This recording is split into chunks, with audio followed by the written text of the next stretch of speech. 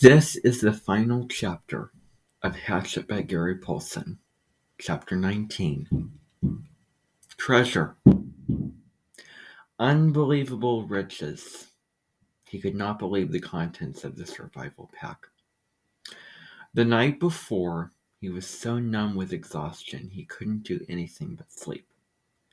All day in the water, had tired him so much that in the end he had fallen asleep sitting against a shelter wall, oblivious even to the mosquitoes, to the night, to anything. But with false gray dawn he had awakened instantly and began to dig in the pack to find amazing, wonderful things. There was a sleeping bag, which he hung to dry over his shelter roof on the outside, and foam sleeping pad. An aluminum cook set with 4 little pods and 2 frying pans. It actually even had a fork and knife and spoon, a waterproof container with matches and 2 small butane lighters, a chef knife, a sheath knife with a compass in the handle, as if a compass would help him, he thought, smiling. A first aid kit with bandages and tubes, of antiseptic paste and small scissors. A cap that said Cessna across the front in large letters. Why a cap, he wondered. It was adjustable, and he put it on immediately. A fishing net with 4 coils of line, a dozen small lures, and books and hooks and sinkers. Incredible wealth. It was like all the holidays in the world, all the birthdays there were.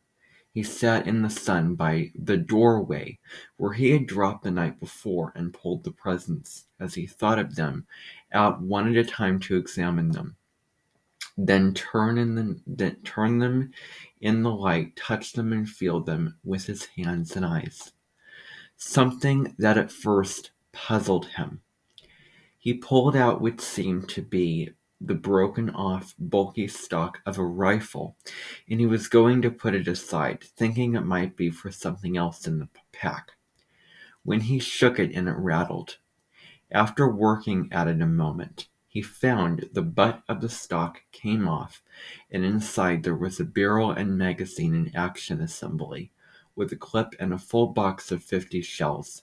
It was a .22 survival rifle. He had seen one once in the sporting goods store where they went for bike parts, and the barrel screwed onto the stock. He had never owned a rifle, never fired one, but had seen them on television, of course, and after a few moments figured out how to put it together by screwing the action onto the stock, how to load it and put the clip full of bullets into the action. It was a strange feeling, holding the rifle. It somehow removed him from everything around him. Without the rifle, he had to fit in, to be part of it all, to understand it and use it, the words, all of it. With the rifle, suddenly, he didn't have to know, did not have to be afraid or understand. He didn't have to get close to a fool bird to kill it, didn't have to know how it would stand if he didn't look at it and moved off to the side. The rifle changed him the minute he picked it up, and he wasn't sure he liked the change very much. He set it aside, leaning it carefully against the wall. He could deal with that feeling later. The fire was out, and he used a butane lighter and a piece of birch bark with small twigs to get another one started, marveling at how easy it was, but feeling again that the lighter somehow removed him from where he was, what he had to know. With a ready flame, he didn't have to know how to make a spark nest, or how to feed the new flames to make them grow. As with the rifle, he wasn't sure he liked the change. Up and down, he thought. The pack was wonderful, but it gave him up and down feelings. With the fire going and sending up black smoke and a steady roar from a pitch-smelling chunk he put on, he turned once more to the pack, rummaging through the food packets. He hadn't brought them out yet because he wanted to save them until last glory in them. He came up with a small electronic device completely encased in a plastic bag. At first he thought it was a radio or cassette player, and he had a surge of hope because he missed music, missed sound, missed hearing another voice. But when he opened the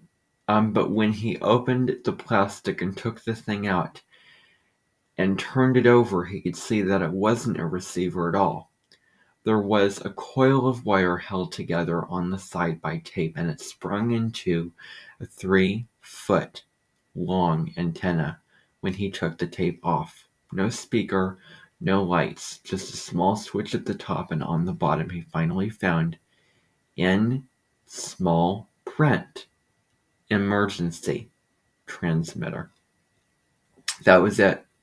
He turned the switch back and forth a few times, but nothing happened. He couldn't even hear static. So, as with the rifle, he set it against the wall and went back to the bag. It was probably ruined in the crash, he thought. 2 bars of soap. He had bathed regularly in the lake, but not with soap, and he thought how wonderful it would be to wash his hair, thick with grime and smoked dirt, frizzed by wind and sun, matted with fish and fool bird grease. His hair had grown and stuck and tangled and grown until it was a clumped mess on his head. He could use the scissors from the first aid kit to cut it off, then wash it with soap. And then finally, the food. It was all freeze-dried and in such quantity that he thought, with this I could live forever. Package after package he took out.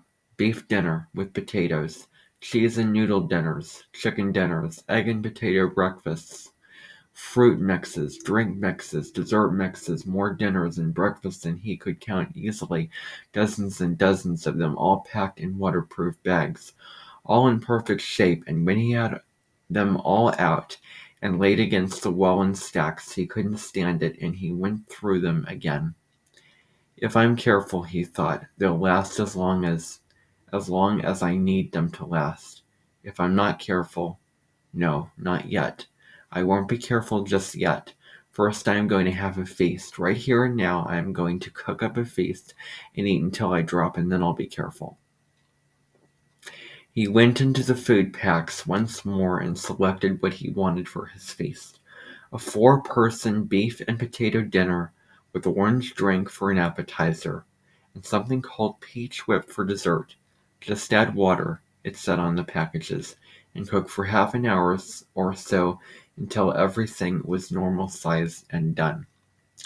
Brian went to the lake and got water in one of the aluminum pots and came back to the fire. Just that amazed him, to be able to carry water to the fire in a pot. Such a simple act, and he hadn't been able to do it for almost 2 months. He guessed the amounts and put the beef dinner and peach dessert on to boil, then went back to the lake and brought water to mix with the orange drink. It was sweet and tangy, almost too sweet, but so good that he didn't drink it fast, held in his mouth and let the taste go over his tongue, tickling on the sides, sloshing it back and forth, and then down, swallow, then another. That, he thought, that is just fine, just fine. He got more lake water and mixed another one and drank it fast, then a third one, and he sat with that near the fire, but looking out across the lake, thinking how rich the smell was from the cooking beef dinner. There was a garlic in it and some other spices, and the smells came up to him and made him think of home, his mother cooking, the rich smells of the kitchen, and at that precise instant, with his mind full of home and the smell from the food filling him, the plane appeared. He had only a moment of warning. There was a tiny drone, but as before it didn't register, and suddenly, roaring over his head low and in back of the ridge, a bush plane with floats fairly exploded into his life.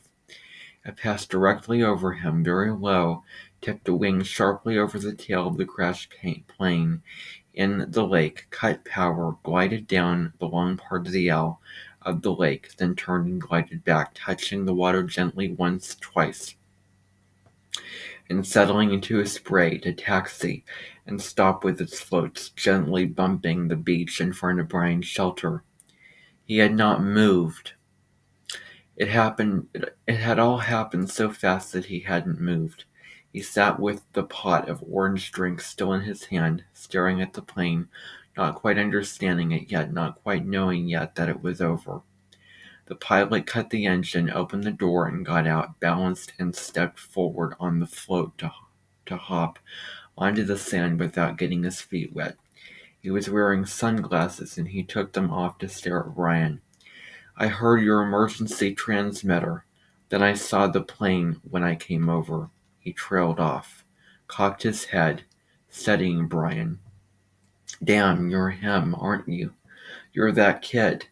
They quit looking a month, no, almost 2 months ago. You're him, aren't you? You're that kid." Brian was standing now, but still silent, still holding the drink. His tongue seemed to be stuck in the roof of his mouth, and his throat didn't work right. He looked at the pilot and the plane, and down at himself, dirty and ragged, burned and lean and tough, and he coughed to clear his throat. "My name is Brian Robson," he said. Then he saw that his stew was done, the peach whip almost done, and he waved to it with his hand. "Would you like something to eat?" Now this is the epilogue of Hatchet. The pilot who landed so suddenly in the lake was a fur buyer mapping Cree-trapping camps for future buying runs, drawn by Brian when he unwittingly turned on the emergency transmitter and left it going. The Cree move into the camps for fall and winter to trap, and the buyers fly from camp to camp on a regular route. When the pilot rescued Brian, he had been alone on the L-shaped lake for 54 days. During that time, he had lost 17% of his body weight. He later gained back 6%, but had virtually no body fat. His body had consumed all extra weight, and he would remain lean and wiry for several years. Many of the changes would prove to be permanent. Brian had gained immensely in his ability to observe what was happening and react to it. That would last him all his life. He had become more thoughtful as well, and from that time on he would think slowly about something before speaking. Food, all food, even food he did not like, never lost its wonder for him.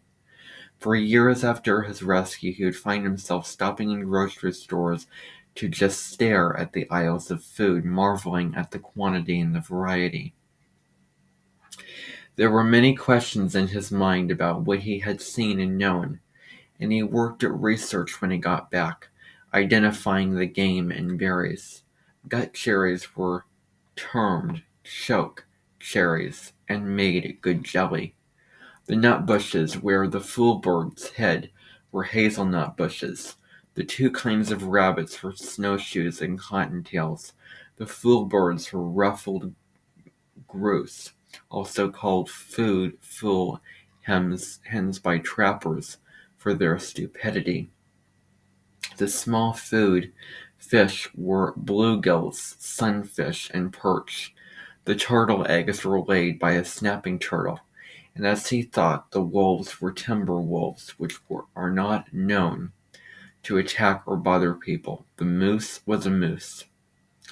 There were also the dreams. He had many dreams about the lake after he was rescued. The Canadian government sent a team in to recover the body of the pilot, and they took reporters who naturally took pictures and film of the whole campsite, the shelter, all of it. For a brief time, the press made much of Brian and he was interviewed for several networks, but the furor died within a few months. A writer showed up who wanted to do a book on the complete adventure, as he called it, but he turned out to be a dreamer, and it all came to nothing but talk. Still, Brian was given copies of the pictures and tape, and looking at them seemed to trigger the dreams. They were not nightmares, none of them were frightening, but he would awaken at times with them. Just awaken, and sit up and think of the lake, the forest, the fire at night, the night birds singing, the fish jumping, sit in the dark alone, and think of them, and it was not bad, and would never be bad for him. Predictions are, for the most part, ineffective, but it might be interesting to note that had Brian not been rescued when he was, had he been forced to go into hard fall, perhaps winter, it would have been very rough on him. When the lake froze, he would have lost the fish, and when the snow got deep, he would have had trouble moving at all. Game becomes seemingly plentiful in the fall. It's easier to see with the leaves of the brush, but in winter it gets scarce and sometimes simply non-existent as predators, fox, lynx, lynx, wolf, owls, weasels, fisher, marten, northern coyote sweep through areas and wipe things out. It is amazing what a single owl can do to a local population of ruffled grouse and rabbits in just a few months. After the initial surprise and happiness from his parents at his being alive, for a week, it looked as if they might actually get back together. Things rapidly went back to normal.